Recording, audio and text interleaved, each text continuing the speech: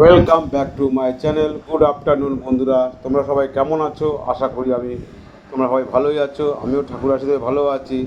আজকে আমি চলে এসেছি নতুন একটা জায়গায়, সুন্দর জায়গায়, কলকাতার খুব বিখ্যাত জায়গায়। তোমরা দেখি কে কে বলতে পারো জায়গাটা কোথায়। অবশ্য ভিডিও দেখলে বুঝতে হবে পুরোটা যে কত সুন্দর একটা ওভার ব্রিজের উপর দিয়ে আমি যাচ্ছি, কত সুন্দর। মানে এটা তো কলকাতার দুটো জায়গায় আছে, কে কে বলতে পারবে কোন জায়গায়। আমি বলেছি তোমাদের মহাতীর্থ কালীঘাটের মন্দিরের প্রবেশ করার জন্য যে ওভারব্রিজগুলো করা হয়েছে, সেইটা কত সুন্দর। মানে কি বলবো, তোমরা না দেখলে বুঝতে পারবে না জায়গাটা কত সুন্দর। আমি একাই চলে এসেছি কত সুন্দর জায়গাটা দেখে আমার মনটা ভরে গেল যে কালীঘাট কি ছিল আর কি হলো। বিগত 2-3 বছর পরে আমি আসলাম, আমার তো খুব ভালো লাগলো জায়গাটা। কি বলবো, দেখে এক দাদা আমাকে বললো এই ওভারব্রিজের উপর দিয়ে চলে যাও, দেখবে কত সুন্দর, তুমি তাড়াতাড়ি চলে যাবে। কত সুন্দর দেখেছো, কত সুন্দর কারুকার্য, নিজের টাইলস দিয়ে করেছে, মানে দেখার মতন। একটু নোংরা আবর্জনা কিছু নেই, একটু ধুলোবালি কিছু নেই। পুরো মানে আমি যাচ্ছি মনে হয় না আমি বিদেশে চলে এসেছি। এটা কলকাতায় নেই, এটা কলকাতার বাইরে কোথাও আছি আমি। মানে কি বলবো তোমাদের, আমি ভাষায় মানে বোঝাতে পারবো না যে এত সুন্দর পরিবেশটা লাগছে। গরম পড়েছে কিন্তু ভেতরটা গরম লাগছে না একটু। এই জায়গাটা কত সুন্দর লাগছে, কত সুন্দর করেছে এই জায়গাটা, মানে দেখার মতো। মানে বৃষ্টি টিষ্টি হলে কোনো অসুবিধা নেই, ঝড় ঝপটা বৃষ্টি আসলে কোনো অসুবিধা নেই।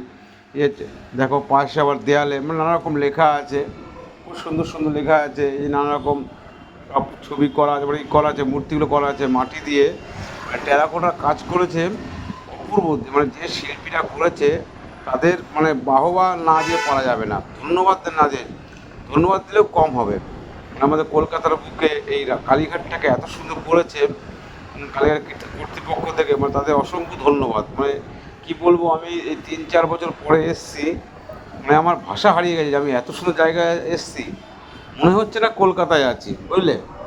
কী বলবো ভাই তোমাদের, যদি পারো কারোর সময় হয় একবার চলে এসে কালীঘাটে।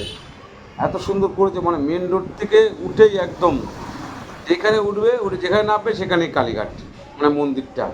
এই একটা ব্যবস্থা, মানে যারা করেছে তারা খুবই ভালো কাজ করেছে। ভগবান তাদের মঙ্গল করুক, আরও এরকম যেন আর আগামী দিন কাজ করতে পারে। মানে কত সুন্দর, মানে মাটি দিয়ে করেছে, মানে টেরাকোটা দিয়ে এত সুন্দর করেছে, মানে মানে কী বলবো, ভাষা হারিয়ে গেছে দেখে আমার। আমি যখন এখানে এসছি এখন, মানে কী বলবো, দেখে দেখে তখন বিকেল হয়ে গেছে, দেখে দেখে আমার মানে ভাষা হারিয়ে গেছে। চলো আবার একটু আগিয়ে যাই, আর কতটা মানে এখনও মিনিট 2 মানে যেতে হবে, তারপরে মায়ের মন্দিরের কাছে পৌঁছাবো। মন্দিরের ভিতরে তো ভিডিও করতে দেবে না, চলো বাইরে যাই ঘুরে আসি দেখি। চলো দেখি কত সুন্দর যাচ্ছি, মানে নিরালা, আবার ঠান্ডা। এত গরম পড়েছে কিন্তু ঠান্ডা, মানে দেখার মতো। দেখো এই জায়গাটা কত সুন্দর, এই জায়গাটা কত সুন্দর করে ঝালবাতিগুলো লাগিয়েছে, যেন মনে হয় সেই আমি কোনো মানে রাজপ্রাসাদে ঢুকলাম ভিতরে। এত সুন্দর জায়গা, মানে যারা চিন্তাভাবনা করেছে এই জায়গাটা, জিনিসটা নিয়ে, তাদের মাথায় সত্যি অদ্ভুত, যে তাদের দ্বারাই সম্ভব। তোমার আমার মতো গাধারা করতে পারবে না। যাই হোক, ভিডিওটা তোমাদের কেমন লাগছে, যদি ভালো লাগে লাইক কমেন্ট শেয়ার এবং সাবস্ক্রাইব করে দিও চ্যানেলটাকে। আশা করি তোমার ভালো লাগবে। তোমরা তো জানো আমি মন্দির মন্দির ঘুরে বেড়াই, মন্দির ছাড়া আমার কোনো কাজ নেই। যেখানে মন্দির পাই সেখানেই ভিডিও করি, সেটা তোমাদের মাঝে শেয়ার করে দিই। এই দেখো চলে আসলাম মন্দিরের কাছাকাছি। এখানে সেই রানিং সিঁড়িতে নাবছি। হ্যাঁ, মানে দেখার মতো অপূর্ব, মানে কি বলবো তোমাদের, আমি ভাষায় তোমাদের বোঝাতে পারবো না যে আমার এত ভালো লেগেছে। আমি আসবো করে আসার সময় হচ্ছিল না, কিন্তু আজকে এসেই পড়েছি।